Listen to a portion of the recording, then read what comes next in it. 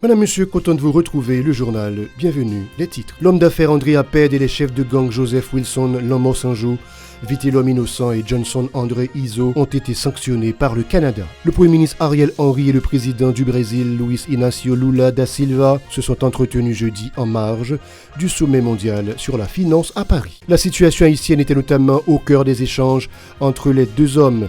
Dr Ariel Henry en a profité pour solliciter le soutien du Brésil à la lutte contre l'insécurité en Haïti. Le gouvernement reste attaché à une intervention militaire en Haïti en vue de résoudre la crise sécuritaire. Le ministre des Affaires étrangères Jean-Victor Généus en a réitéré la demande lors de la 53e Assemblée générale de l'OEA à Washington. Les autorités judiciaires et policières continuent de s'activer en vue de mettre les bandits en état de nuire dans le département des Nippes. Vendredi, elles opéraient des fouilles au niveau des minibus à la recherche d'éventuels présumés gangsters. La journée mondiale de la fonction publique, c'est ce 23 juin, une fonction publique en transformation, plus active et plus ouverte au service de l'efficacité de l'administration, tel est le thème retenu pour l'occasion. Restez avec nous, ces titres et bien d'autres vous seront développés tout de suite après la pause. Si vous jugez que cette vidéo est intéressante, n'hésitez pas à liker et partager la vidéo. Et surtout, n'oubliez pas de vous abonner à cette chaîne et activer la cloche de notification pour ne pas louper aucune de nos vidéos. De retour comme annoncé en titre, le gouvernement canadien continue d'adopter des sanctions contre les personnalités et les chefs de gang pour leurs responsabilités dans la dégradation de la situation globale du pays. En effet, les autorités canadiennes ont sanctionné le 23 juin l'entrepreneur André Aped et les chefs de gang Joseph Wilson Lomo-Sanjou, Viti l'homme innocent et Johnson André Iso. Le Premier ministre Ariel Henry et le président du Brésil, Luiz Inácio Lula da Silva, se sont entretenus jeudi en marge du sommet mondial sur la finance à Paris, dont la fin était prévue pour ce 23 juin. La situation haïtienne était notamment au cœur des échanges entre les deux hommes. Plusieurs membres du gouvernement brésilien, dont le ministre des Affaires étrangères, Mauro Vieira, et son conseiller Celso Amorim, ont pris part à cette rencontre. Dr Ariel Henry en a profité pour solliciter le soutien du Brésil en matière de sécurité et de développement durable. Le président Lula a promis de parler du cas d'Haïti dans toutes les rencontres internationales auxquelles il participera afin de sensibiliser la communauté internationale à l'urgence d'aider notre pays, selon un communiqué de la primature de la République. Les autorités judiciaires et policières continuent de s'activer en vue de mettre les bandits hors d'état de nuire dans le département des Nippes. Vendredi encore, le chef du parquet de Miragoâne, Jean-Ernst Muscadin, accompagné de plusieurs agents, était à l'œuvre. Il effectuait des fouilles au niveau des minibus en provenance notamment de la capitale en vue d'appréhender des éventuels présumés gangsters qui cherchent habituellement à se réfugier dans le Grand Sud. Suivez ces images de notre correspondant dans les Nippes, Yvenson Remosier.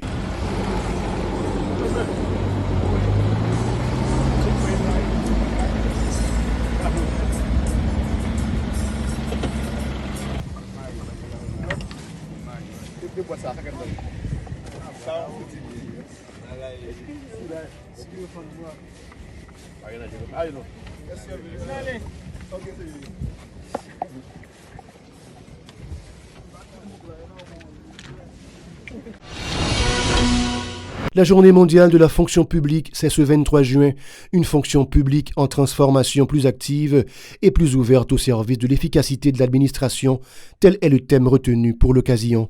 En Haïti, le ministre de la Santé publique, Alex Larsen, qui fait office de Premier ministre, s'est félicité des efforts consentis par les agents de la fonction publique en vue de mieux desservir la population. Toutefois, il a insisté sur la transparence, la franchise, le sens de responsabilité qui doivent, entre autres, caractériser le travail des employés de l'administration publique. Pour lui, le gouvernement va continuer d'œuvrer en vue de la modernisation de la fonction publique en renforçant la capacité des agents. Écoutons ces propos recueillis par Aubert Charles et Josphilippe François. Je suis heureux de vous retrouver cette année encore pour commémorer, comme chaque année, depuis 2014, la journée mondiale de la fonction publique. La célébration de cette journée est destinée à promouvoir les valeurs d'éthique, de déontologie, d'intégrité, de responsabilité, de recevabilité et de transparence des services publics. Le thème de cette journée est placé sous le signe d'une fonction publique en transformation, plus attractive et plus ouverte au service de l'efficacité de l'administration. Il s'inscrit pour nous, en Haïti, sur le thème de la modernisation de la fonction publique et du programme de modernisation de l'État 2018-2023. Mesdames, Messieurs, l'administration et la fonction publique haïtienne ne sont pas restés en dehors du mouvement de modernisation qui a touché beaucoup de secteurs d'activité. Le secteur public d'aujourd'hui ne ressemble pas à ce qu'il était il y a 40 ou 50 ans.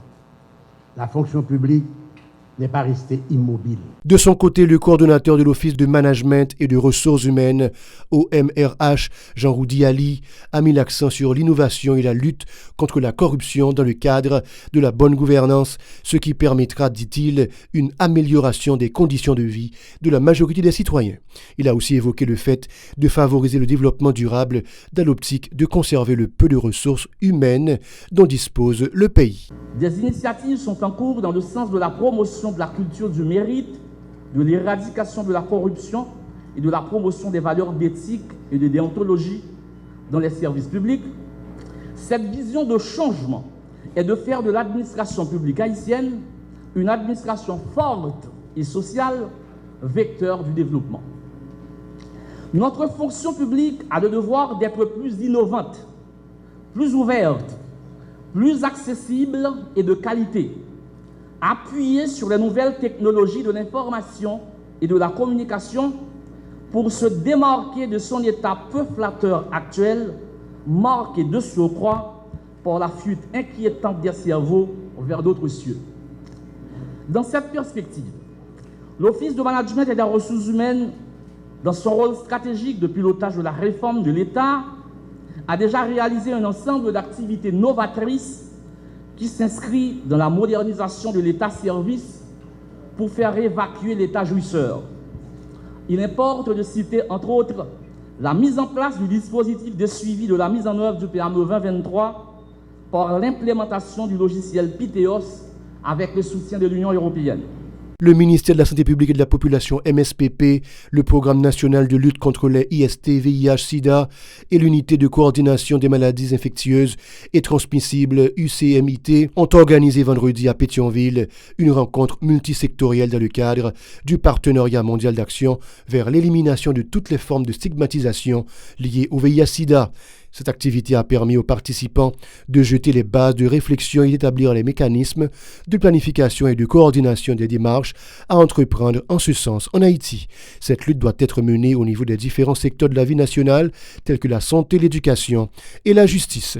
S'exprimant à l'occasion, le titulaire du MSPP, Alex Larsen, a fait remarquer que le partenariat mondial a permis de mobiliser tous les acteurs pour mettre fin à la stigmatisation et à la discrimination liée au VIH-SIDA. Il est au micro de Yosh Rézil et de Josué François.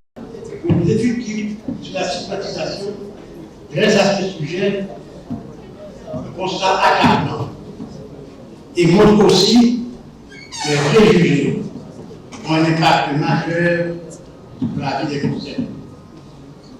Les personnes stigmatisées sont souvent confrontées au rejet, à la mise en égard, se retrouvant isolées. Certains sont verbalement agressés, c'est-à-dire qu'elles doivent faire face à des commentaires, remarques et solutions. La stigmatisation est également lourde de conséquences. Elle amène bien souvent les concernés à cacher leur situation. Elle est parfois tellement forte qu'elle peut s'étendre à des proches.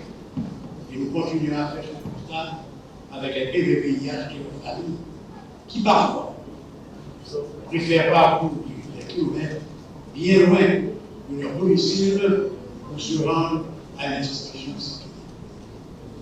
En Haïti, nous avons aussi tendance à stigmatiser ceux qui ne répondent pas aux normes définies par notre société.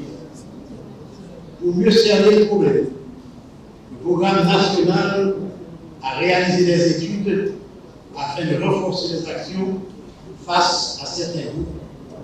De son côté, le président du Forum de la société civile, Dr Fritz Moïse, a réitéré son engagement à lutter contre toutes les formes de discrimination à l'égard des patients du VIH-Sida. Suivez. Je vais prendre la parole dans le Forum de la société civile à la cité pour la lutte contre le VIH actuellement dans la Vous savez très positivement cette initiative et nous tenons ainsi le ministère de la Santé et c'est ça le ministère de le système des marchés organisateurs que le Forum de la société civile de lutte contre le VIH actuellement est à côté de vous de cette initiative pour montrer l'adhésion au partenariat mondial pour la lutte contre la stigmatisation et la discrimination à l'égard des personnes vivant avec le VIH, affectées par le VIH, également plus vulnérables, les populations plus particulières.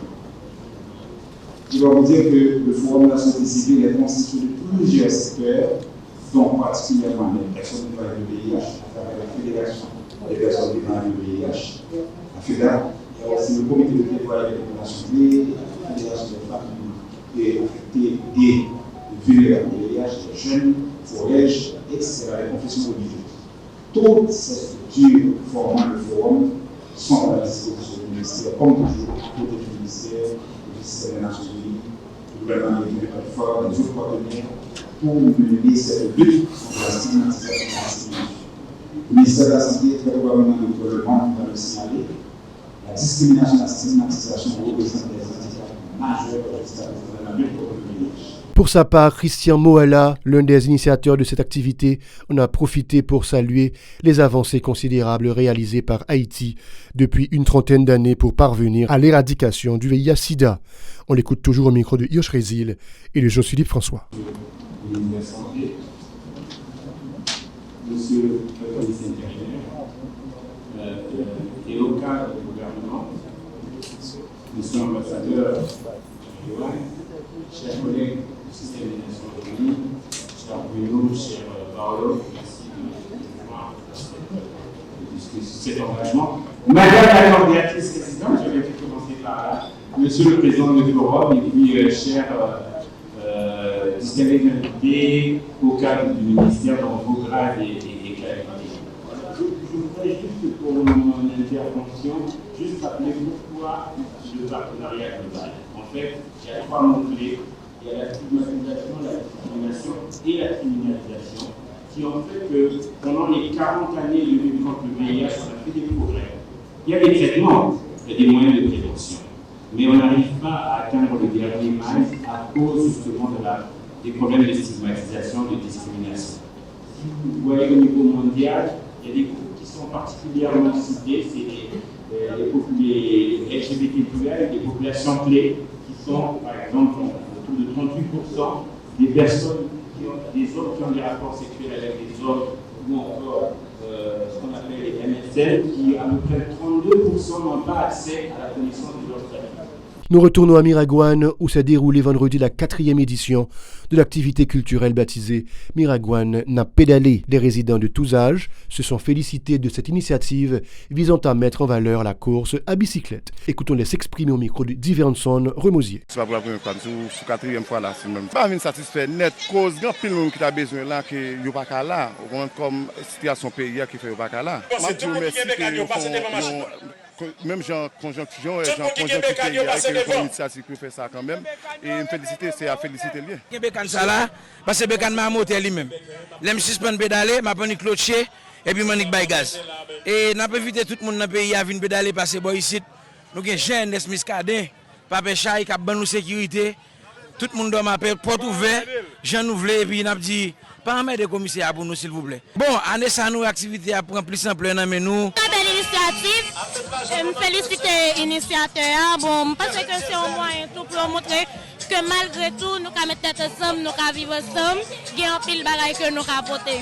Je me souhaite pas décourager parce que par exemple, il y a rien qui est facile, parce qu'on joue l'initiative là, la fin de gens que vous souhaitez là. Nous poursuivons avec les infos culturelles, cette fois-ci à Port-Salut, où s'est tenue vendredi la première édition d'un défilé à cheval dénommé Capatier sous cheval. L'un des initiateurs de cette activité, Junior Beralus, a indiqué que le cheval a aussi symbolisé la lutte pour l'indépendance nationale. Suivez ces propos recueillis par notre correspondant dans le Sud, Franzou Laguerre. Capoter cheval, même je ne pas camper en esclavage. Et ça nous peut aller pour nous dire, nous ne pas camper avec mode. Structure ça, nous voulons avec l'autre bagaille qui c'est, nous ne pas camper avec tout ça qui pas bon, on a quitté derrière, on doit aller vers l'avant avec tout ça, le cheval, nous aller vers l'avant. Capoter cheval, il dit que j'aime résistant, il dit que malgré tout ce que on va faire lâche, positif. Voilà, c'est la fin du journal. Bon week-end et bonne fête des pères sur la télé Pacifique, la télé innovante.